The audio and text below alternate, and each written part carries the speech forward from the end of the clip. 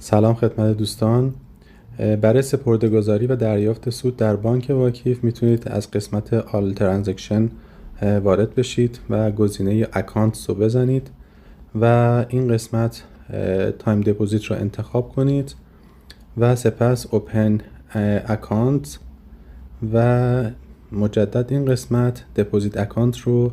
انتخاب کنید. خب وارد این صفحه که شدید میتونید از این قسمت amount یا همون معنی مقدار رو داره، مقدار اون مبلغی که میخواید سپرده گذاری کنید رو قرار بدید و بعد به صورت نگاه کنید در این قسمت 32 روز نوشته شده که شما میتونید این مقدار روز رو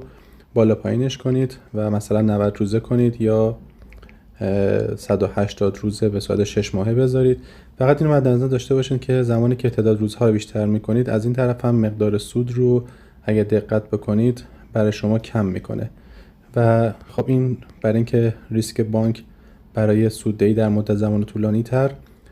خب قاعدتاً براش صرفه نداره، به خاطر همین به صورت ماهانه سود بهتری پرداخت میکنه و شما هم مقدار رو در همون 32 روز قرار بدید و 39% الان دقت کنید به شما سود میده